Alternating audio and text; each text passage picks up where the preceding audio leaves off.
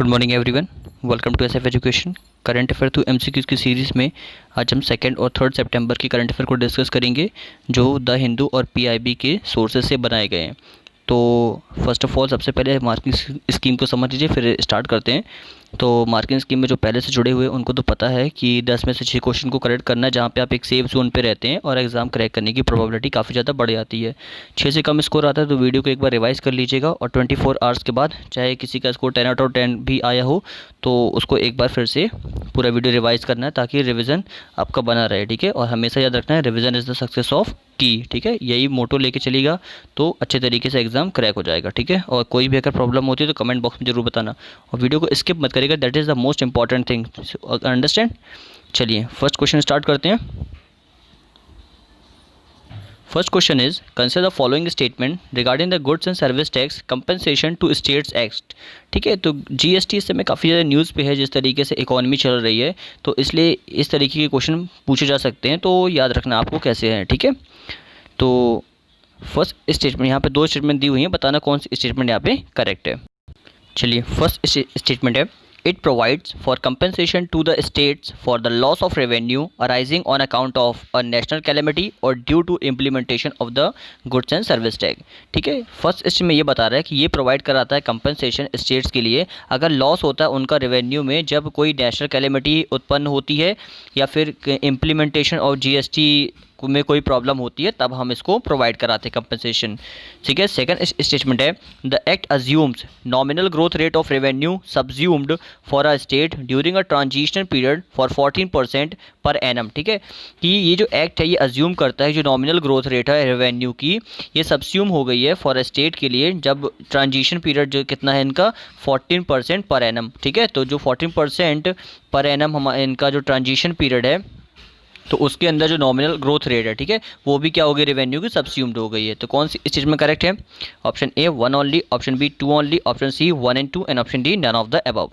Video को pause करके answer दीजिए, फिर डिस्कस करते हैं 1 बाय 1।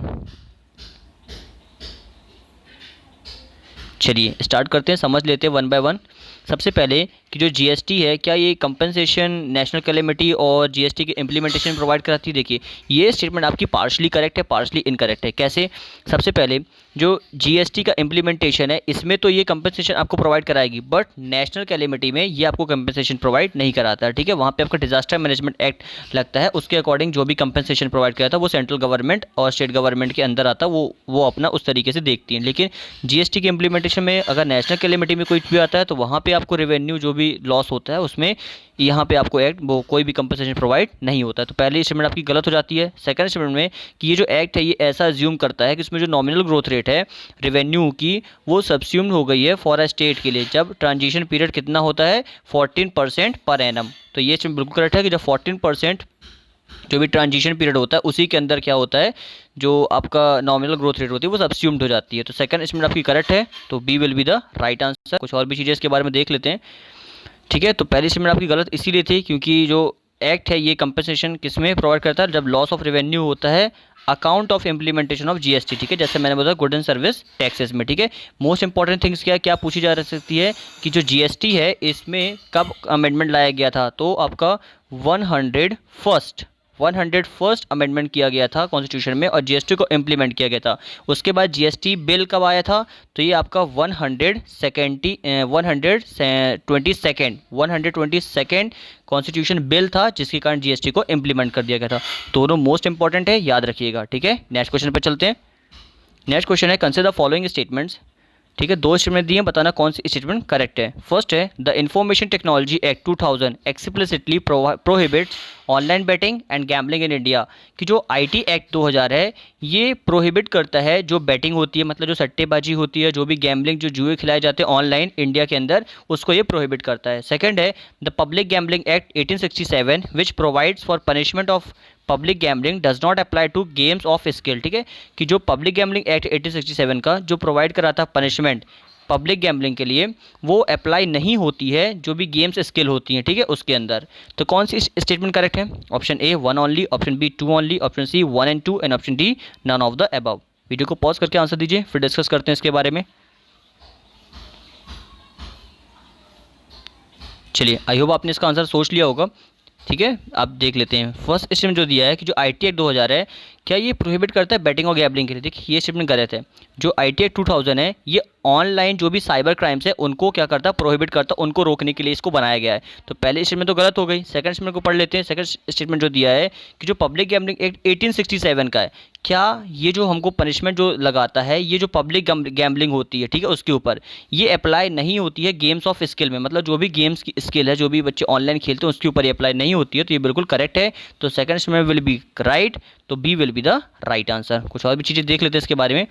देखिए जो फर्स्ट में गलत थी, क्योंकि जो आईटी एक्ट है ये रेगुलेट करता है साइबर एक्टिविटीज़ को इंडिया के अंदर और प्रोवाइड करता है ऑफेंसेस साइबर डोमेन के अंदर, और does not provide explicit prohibition of gambling of batting. ठीक है, तो गैम्बलिंग और बैटिंग के ऊपर ये कोई भी ऐसा प्रोहिबिशन ये लगाता नहीं है। जो पब्लिक गैम्बलिंग एक्ट 1867 का वो स्किल को क्या करता है, वो जो भी गेम्स स्किल है उसके ऊपर लगता नहीं है, बल्कि जो भी पनिशमेंट है गैम्बलिंग के तहत जो ऑनलाइन होती है उसके ऊपर ये पनिशमेंट के लिए पनिशमेंट लगाई जाती है। ठीक है, तो याद रखना है। अभी रिसेंटली जो फैंटेसी क्रिकेट है is a game of skill as ruled by the Punjab and Haryana high court 2017 में, उसने बॉम्बे हाई कोर्ट 2019 और फर्दर अपहेल्ड कर दिया सुप्रीम कोर्ट के द्वारा कि इस तरीके की जो रूलिंग है, मतलब जो क्रिकेट गेम्स के ऊपर होती है उनके ऊपर क्या किया जाए, थोड़ा सा गैम्बलिंग के ऊपर ध्यान दिया जाए। ठीक है, तो ये याद रखने के लिए बोला गया है। यहाँ पे आप देख सकते हैं कि रोल ऑफ द डाइस इस तरीके से जैसे यूज़ किया जाता है ऑनलाइन पब्लिक गैम्बलिंग में, तो ये कहाँ कहाँ किस तरीके से चलता है।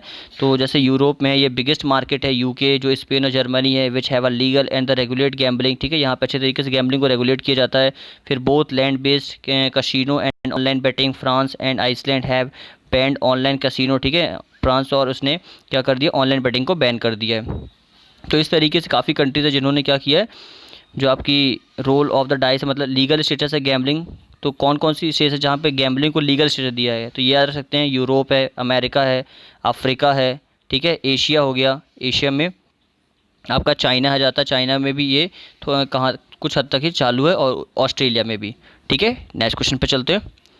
नेक्स्ट क्वेश्चन है which of the following subject was were added to the concurrent list by the constitution 42nd amendment 1976। ठीक है, तो कॉन्स्टिट्यूशन में 1976 में एक अमेंडमेंट किया गया था, उसके बाद कंकरेंट लिस्ट में कौन कौन से सब्जेक्ट को ऐड कर दिया गया था।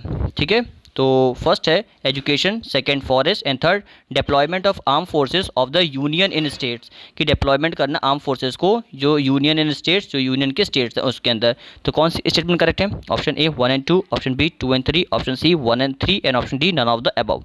वीडियो को पॉज करके आंसर दीजिए, फिर डिस्कस करते हैं इसके बारे में। चलिए वन बाय वन देख लेते हैं एक एक करके। सबसे पहले एजुकेशन, क्या कंकरेंट लिस्ट में ऐड किया था 1976 में? बिल्कुल करेक्ट है। सेकंड, क्या फॉरेस्ट को ऐड किया गया था? बिल्कुल करेक्ट है। लेकिन क्या डिप्लॉयमेंट ऑफ आर्म फोर्सेस को कंकरेंट लिस्ट में डाला गया है? देखिए सबसे पहले मतलब पता होना चाहिए कंकरेंट लिस्ट होता क्या है।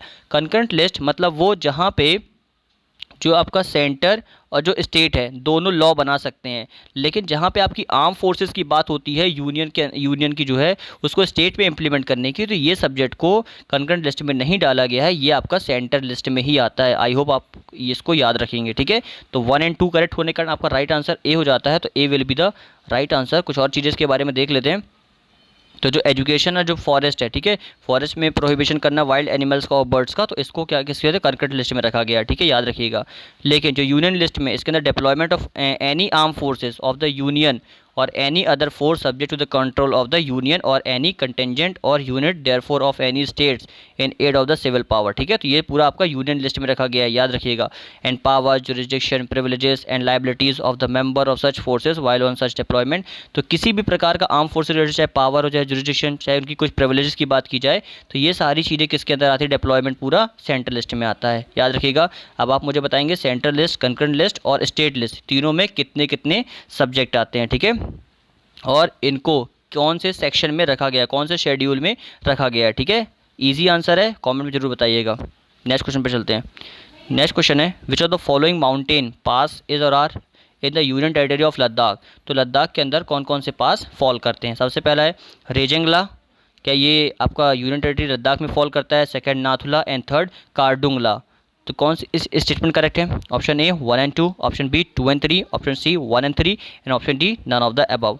वीडियो को पॉज करके आंसर दीजिए, फिर डिस्कस करते हैं आखिर न्यूज़ में क्यों है। चलिए वन बाय वन देख लेते हैं।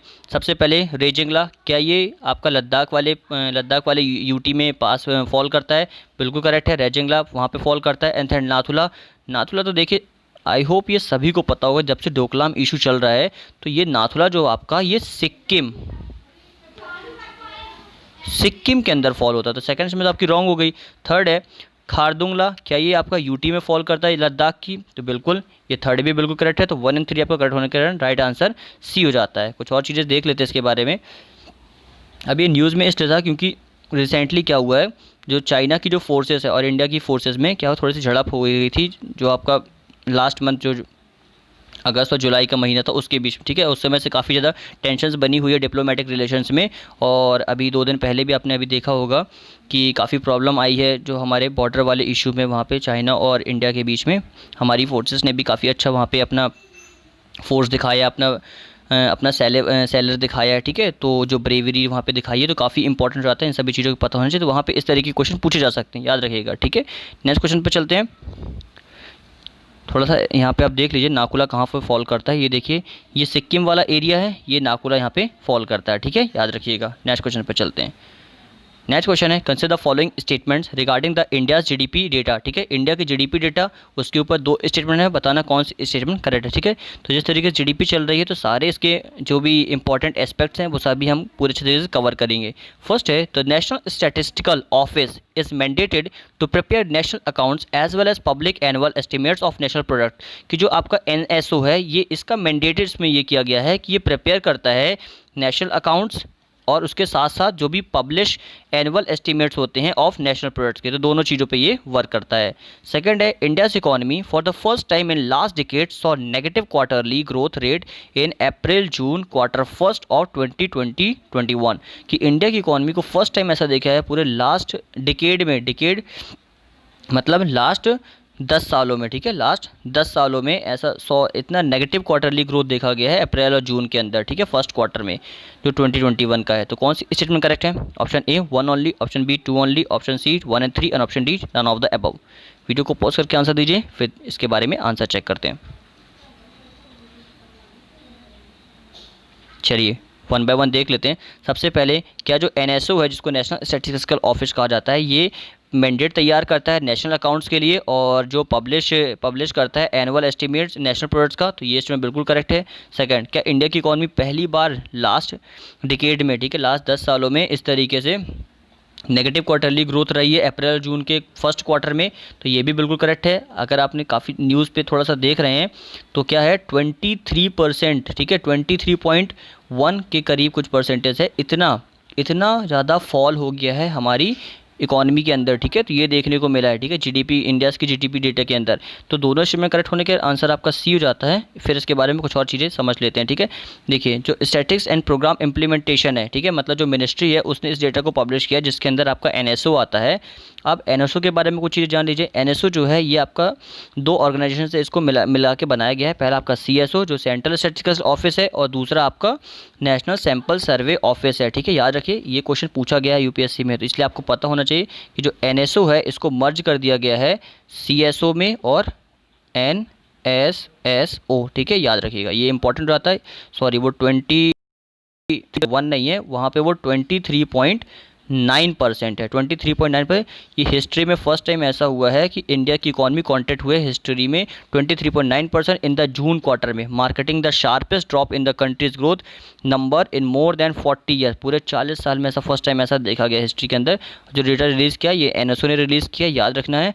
और manufacturing, construction and trade sector experience massive contraction, अगर देखिए तो 39.3% आपका मैन्युफैक्चरिंग में गया है, 50.3% कंस्ट्रक्शन के अंदर फॉल हुआ है एंड 47% आपका ट्रेड के अंदर फॉल हुआ है। इतना ज़्यादा जीडीपी में कॉन्ट्रैक्शन देखा गया है। और बताया जा रहा है कि लास्ट कॉन्ट्रैक्शन इस तरीके का इकोनॉमी में 1979 और 80 में ऑकर्ड हुआ था जब जीडीपी श्रैंक हुई थी केवल 5.2%, केवल 5.2%, और इस बार 23.9%। तो याद रखिएगा ह्यूज फॉल है, काफ़ी ज़्यादा ह्यूज फॉल है, ठीक है। नेक्स्ट क्वेश्चन पे चलते हैं। नेक्स्ट क्वेश्चन है which of the following country is और are not participant to the East Asia summit. तो ईस्ट एशिया समिट में कौन कौन सी कंट्री पार्टिसिपेट नहीं की है? फर्स्ट है China, second USA, third Australia. Option है 1 and 2, option B 2 and 3, option C 1 and 3 and option D none of the above. Video को पॉज करके आंसर दीजिए, फिर डिस्कस करते हैं। चलिए, आई होप आपने इसका आंसर सोच लिया होगा। देखिए, जो ईस्ट एशिया समिट है इसके अंदर चाइना भी आता है, यूएसए भी आता है और ऑस्ट्रेलिया भी आता है, तो तीनों इसमें करेक्ट हैं। तो आंसर आपका क्या हो जाएगा? डी, मतलब नन ऑफ द अबव। अब अच्छे से चेक लेते हैं कि इसको जो ईस्ट एशिया समिट है इसको कब इस्टेब्लिश किया गया था। इसको 2005 में इस्टेब्लिश किया गया था, जिसमें अलाउ किया गया था जो प्रिंसिपल प्लेयर्स हैं एशिया पैसिफिक रीजन के अंदर। ठीक है, याद रखना एशिया पैसिफिक रीजन के अंदर हम ईस्ट एशिया समिट की बात करते हैं।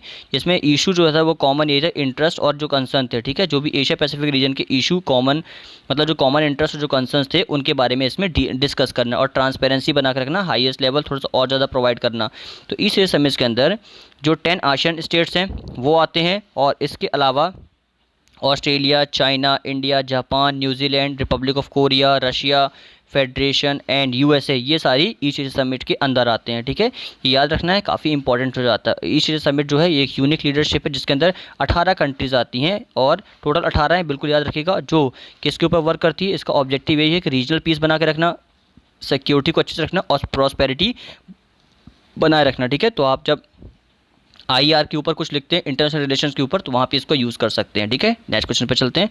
नेक्स्ट क्वेश्चन है, consider the following statement regarding the PM ऊर्जा संरक्षण एवं उत्थान महाअभियान, जिसको पीएम कुसुम के नाम से जाना जाता है। तो ये देखिए, इसका नाम भी याद रख लीजिएगा, क्योंकि कभी कभी आपको ये पूरा नाम दे के नहीं आता है, कि बस शॉर्ट फॉर्म में पीएम कुसुम लिख के दे देंगे, वहाँ पे आपको फिर स्टेटमेंट को रेड करना पड़ता है। ठीक है, फर्स्ट है, renewable power plants will be setup by individual farmers, cooperative, panchayat, farmer producer organisation on their barren on cultivated land. कि रिन्यूएबल पावर प्लांट है इसको सेटअप किया जाएगा इंडिविजुअल फार्मर्स और कोऑपरेटिव पंचायत से फार्मर प्रोड्यूसर ऑर्गेनाइजेशन के द्वारा, जो उनकी बैरन और कल्टिवेबल लैंड्स होती है इन दोनों में से किसी के ऊपर। ठीक है, सेकंड है, individual farmers will be supported to install standalone solar pumps. की इंडिविजुअल जो फार्मर्स हैं ये सपोर्टेड इनको किया जाएगा ताकि इंस्टॉल किया जा सके एक स्टैंड अलोन सोलर पंप्स। ठीक है, तो कौन सी स्टेटमेंट करेक्ट है? Option A 1 only, option B 2 only, option C 1 and 2 and option D none of the above. Video को पॉज करके आंसर दीजिए, फिर डिस्कस करते हैं।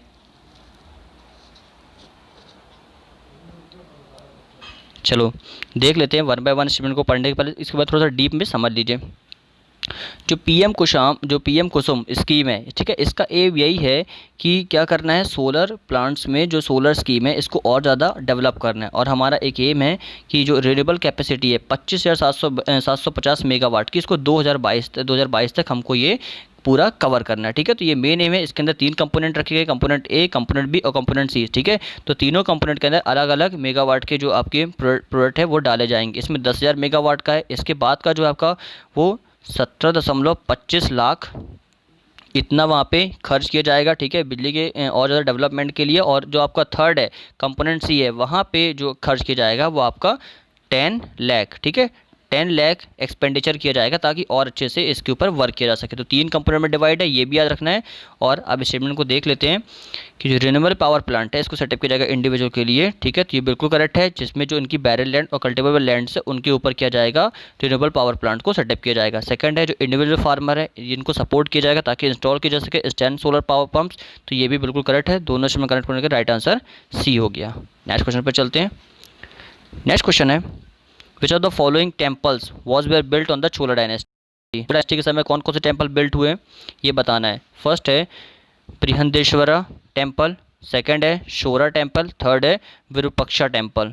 तो वीडियो जो आपके ऑप्शंस हैं, option A 1 only, option B 2 and 3, option C 1 and 3 and option D none of the above. Video को पॉज करके आंसर दीजिए, फिर डिस्कस करते हैं। चलिए समझ लेते हैं आखिर है क्या क्या चीज़ें। सबसे पहले जो आपका बृहदेश्वरा टेम्पल है इसको किस के पीरियड में, जो आपका राजेंद्र चोला उनके पीरियड में डाला गया था, चोला डायनेस्टी के अंदर आता है, बिल्कुल करेक्ट है। फिर शोर टेम्पल, ये जो था ये पल्लव मतलब जो पल्लव डायनेस्टी था उस समय इनको रखा गया था। और जो आपका मल्लिकार्जुन, ठीक है, और जो आपका विरूपाक्षा टेम्पल्स होता है जिसको जो पट्टदकल के अंदर है, इसको चालुक्य के द्वारा इसको इस्टेब्लिश किया गया था। ठीक है, जो द्रविड़ स्टाइल में, याद रखना किस स्टाइल में, it is in the Dravida style. ठीक है, द्रविड़ स्टाइल में इसको बिल्ड किया गया है। तो बृहदेश्वरा बिल्कुल करेक्ट है, लेकिन शोरा टेम्पल और जो आपका विरूपाक्षा टेम्पल ये दोनों गलत है। शोरा आपका पल्लव डायनेस्टी से फॉल करता है, ठीक है, और जो आपका विरूपाक्षा है ये आपका चालुक्य, ठीक है, डायनेस्टी का नाम पूछा जाता है। तो राइट आंसर आपका ए हो जाता है, A will be the right answer. ठीक है, नेक्स्ट क्वेश्चन पे चलते हैं। नेक्स्ट क्वेश्चन है, consider the following statement regarding the special frontier force of India. तो SFF के ऊपर 2 क्वेश्चन है, बताना है 2 स्टेटमेंट, बताना कौन सी स्टेटमेंट करेक्ट है। फर्स्ट है, it was raised after the India Pakistan war of 1971, कि इसका जो मतलब उदय हुआ था, इसको जो जब ये आई थी पावर में, ये जो इंडिया पाकिस्तान वॉर थी 1971 तब आई थी। सेकंड है, it fall under the purview of the cabinet secretariat, कि ये परव्यू जो मतलब जो कैबिनेट सेक्रेटरी है उनके अंदर मतलब ये उन्हीं को हैंडल करते हैं, कैबिनेट सेक्रेटरीज को हैंडल करते हैं। तो कौन सी स्टेटमेंट करेक्ट है? Option A 1 only, option B 2 only, option C 1 and 2 and option D none of the above. Video को पॉज करके आंसर दीजिए, फिर हम इसके बारे में डिस्कस करते हैं। चलिए, आई होप इसका आंसर आपने सोच लिया होगा। देख लेते हैं वन बाय वन। सबसे पहले, क्या इसका जो रेज हुआ था ये इंडिया पाकिस्तान जो वॉर 1971 थी उसके बाद हुआ था? ये देखिए गलत है, ठीक है। ये 1962 की जो इंडिया सीनो मतलब चाइना, इंडिया सीनो वॉर हुई थी, उसके बाद SFF मतलब स्पेशल फ्रंटियर फोर्स का पूरा रेज हुआ था, ठीक है। इसका वहाँ से एस्टैब्लिशमेंट हुआ था, ठीक है। सेकंड है, it falls under the purview of cabinet secretariat, ये भी बिल्कुल करेक्ट है, ठीक है, कि ये कैबिनेट सेक्रेटरी इसको हैंडल करते हैं। सेकंड आंसर करेक्ट होने का राइट आंसर हो जाएगा बी। और भी चीज़ें इसके बारे में देख लेते हैं। देखिए, स्पेशल फ्रंटियर फोर्स होती है, इसलिए रेफर की जाती है ऐसा विकास बटालियन के नाम से इनको जाना जाता है। और 1962 में जो सीनो इंडिया वॉर हुई थी तब इनको रखा गया था। इसमें मोस्टली जो तिब्बतियन और गोरखा इन्हीं को रखा जाता है, क्योंकि ये थोड़ा सा जो इनका बॉर्डर है, जब ये चाइना से रिलेट करते हैं तो वहाँ पे इनकी लैंग्वेज, उनकी जो भी प्रोसीडिंग्स होती है उनको समझने में काफ़ी ज़्यादा हेल्प करते हैं, ठीक है। एस्टैब्लिशमेंट 2022 के नाम से भी इनको जाना जाता है, ठीक है, ये इंपॉर्टेंट हो जाता है। अब ये जो आते हैं स्पेशल फ्रंटियर फोर्स, ये परव्यू कैबिनेट सेक्रेटरी के अंदर आता है, जिनको हेड करता है inspector general, who is an army officer of the rank major general. तो मेजर जनरल रैंक का जो आर्मी ऑफिसर होता है कैबिनेट सेक्रेटरी के अंदर, वो इनको हेड करता है, ठीक है। नेक्स्ट क्वेश्चन पर चलते हैं। कुछ इस तरीके से ये देखते हैं, देख लीजिए। लास्ट क्वेश्चन आज का, which of the following country have recently proposed supply chain resilience in Indo Pacific initiative. तो अभी किस कंट्री ने supply chain resilience Indo Pacific initiative में इसको लॉन्च किया है? United States of America, second है जापान एंड थर्ड है ऑस्ट्रेलिया, ठीक है। आपके ऑप्शंस हैं, option A 1 only, option B 2 and 3, option C 1 and 3 and option D none of the above. Video को पॉज करके आंसर दीजिए, फिर डिस्कस करते हैं इसके बारे में। चलिए, आई होप आपने इसका आंसर सोच लिया होगा, ठीक है। इसको जो इम्प्लीमेंट करने वाला जो एजेंसी है ये आपका ऑप्शन बी मतलब 2 and 3, जापान और ऑस्ट्रेलिया, ये दोनों मिलके सप्लाई चेन रेजिलियंस जो इंडो पैसिफिक इनिशिएटिव है इसको इन्होंने स्टार्ट किया, ठीक है। यहाँ पे जो USA है ऐसा इसका कुछ भी हाथ नहीं है, ठीक है। तो आपका राइट आंसर बी हो जाता है, तो B will be the right answer, ठीक है। आई होप आपको अच्छे तरीके से सारे करंट अफेयर समझ में आ गए होंगे, और कोई डाउट होता है तो कमेंट बॉक्स में बता दीजिएगा, ठीक है।